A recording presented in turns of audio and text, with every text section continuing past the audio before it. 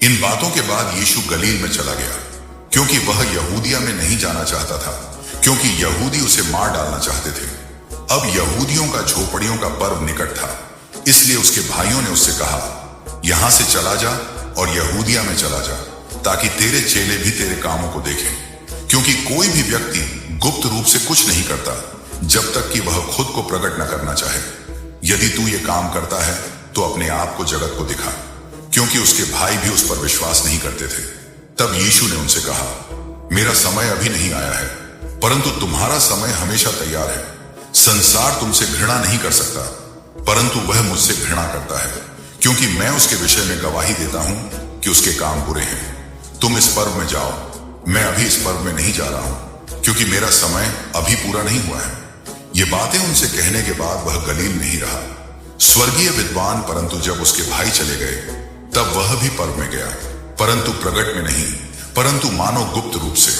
तब यहूदियों ने पर्व में उसे ढूंढा और कहा, वह कहां है? और लोगों में उसके विषय में बहुत शिकायत होने लगी। कुछ ने कहा, वह भला है, औरों ने कहा, नहीं, इसके विपरीत वह लोगों को धोखा देता है। परंतु यहूदियों के भय से कोई भी उसके विषय में प्रकट रूप से बात नहीं करता था। अब पर्व के लगभग आधे समय में यीशु मंदिर में गया और उपदेश दिया, और यहूदियों ने अचंभा करके कहा, यह मनुष्य बिना पढ़े विद्या कैसे जानता है? यीशु ने उनको उत्तर दिया, मेरा उपदेश मेरा नहीं, परंतु उसका है जिसने मुझे भेजा है। यदि कोई उसकी इच्छा पर चलना चाहे तो वह उपदेश के विषय में जान जाएगा कि वह परमेश्वर की ओर से है या मैं अपनी ओर से बोलता हूं। जो अपनी ओर से बोलता है वह अपनी महिमा चाहता है, परंतु जो अपने भेजने वाले की महिमा चाहता है वह सच्चा है और उसमें कोई अधर्म नहीं। क्या मूसा ने तुम्हें व्यवस्था नहीं दी? फिर भी तुम में से कोई व्यवस्था का पालन नहीं करता। तुम मुझे क्यों मारना चाहते हो? लोगों ने उत्तर दिया, तुम में दुष्ट आत्मा है, कौन तुम्हें मारना चाहता है? यीशु ने उत्तर दिया और उनसे कहा, मैंने एक काम किया और तुम सब अचंभा करते हो। इसलिए मूसा ने तुम्हें खतने की आज्ञा दी। यह मूसा की ओर से नहीं बल्कि पूर्वजों की ओर से है, और तुम सब्त के दिन मनुष्य का खतना करते हो। यदि सब्त के दिन किसी मनुष्य का खतना किया जाता है ताकि मूसा की व्यवस्था न टूटे, तो क्या तुम मुझ पर इसलिए क्रोधित हो कि मैंने सब्त के दिन मनुष्य को पूरी तरह से स्वस्थ किया? दिखावे के अनुसार न्याय न करो, बल्कि धर्मी न्याय से न्याय करो। क्या यह मसीह हो सकता है? अब यरूशलेम से आए कुछ लोगों ने कहा, क्या यह वही नहीं है जिसे वे मार डालना चाहते हैं? लेकिन देखो, वह निर्भीकता से बोलता है और वे उससे कुछ नहीं कहते। क्या शासक वास्तव में जानते हैं कि यह वास्तव में मसीह है? हालांकि हम जानते हैं कि यह आदमी कहां से है, लेकिन जब मसीह आएगा तो कोई नहीं जानता कि वह कहां से है। तब यीशु ने मंदिर में उपदेश देते हुए पुकार कर कहा, तुम मुझे जानते हो और तुम यह भी जानते हो कि मैं कहां से हूं, और मैं अपने आप से नहीं आया, बल्कि जिसने मुझे भेजा है वह सच्चा है, जिसे तुम नहीं जानते। लेकिन मैं उसे जानता हूं, क्योंकि मैं उससे हूं और उसने मुझे भेजा है। इसलिए उन्होंने उसे पकड़ना चाहा, लेकिन किसी ने उस पर हाथ नहीं डाला, क्योंकि उसका समय अभी नहीं आया था। और बहुत से लोगों ने उस पर विश्वास किया और कहा, जब मसीह आएगा तो क्या वह इनसे अधिक आश्चर्य कर्म करेगा जो इस आदमी ने किए हैं? यीशु और धार्मिक नेता फरीसियों ने भीड़ को उसके बारे में ये बातें कहते हुए सुना, और फरीसियों और मुख्य याजकों ने उसे पकड़ने के लिए अधिकारी भेजे। तब यीशु ने उनसे कहा, मैं थोड़ी देर और तुम्हारे साथ रहूंगा और फिर मैं उसके पास जाऊंगा जिसने मुझे भेजा है।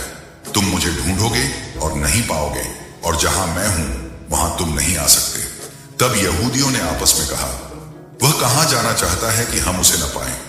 क्या वह यूनानियों के बीच फैले लोगों के पास जाकर यूनानियों को शिक्षा देना चाहता है? यह क्या बात है जो उसने कही, तुम मुझे ढूंढोगे और नहीं पाओगे, और जहां मैं हूं वहां तुम नहीं आ सकते? पवित्र आत्मा का वादा पर्व के आखिरी दिन, उस महान दिन, यीशु खड़ा हुआ और पुकार कर कहा, यदि कोई प्यासा हो तो मेरे पास आए और पिए। जो मुझ पर विश्वास करता है, जैसा कि पवित्र शास्त्र में कहा गया है, उसके हृदय से जीवन के जल की नदियां बहेंगी। परंतु यह बात उसने आत्मा के विषय में कही, जिसे उस पर विश्वास करने वाले पाते, क्योंकि पवित्र आत्मा अभी तक नहीं दिया गया था, क्योंकि यीशु अभी तक महिमान्वित नहीं हुआ था। वह कौन है? इसलिए भीड़ में से बहुतों ने यह सुनकर कहा, सचमुच यह भविष्यद्वक्ता है। दूसरों ने कहा, यह मसीह है। परंतु कुछ ने कहा, क्या मसीह गलील से आएगा?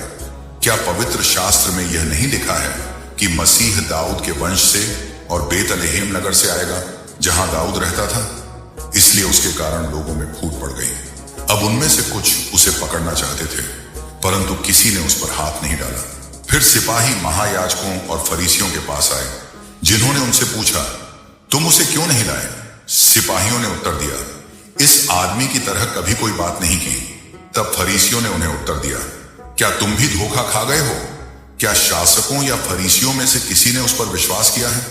लेकिन यह भीड़ जो व्यवस्था नहीं जानती शापित है। नीकुदेमुस, जो रात को यीशु के पास आया था, उनमें से एक था, ने उनसे कहा, क्या हमारी व्यवस्था किसी व्यक्ति को तब तक दोषी नहीं ठहराती जब तक वह उसकी बात न सुन ले और न जान ले कि वह क्या कर रहा है?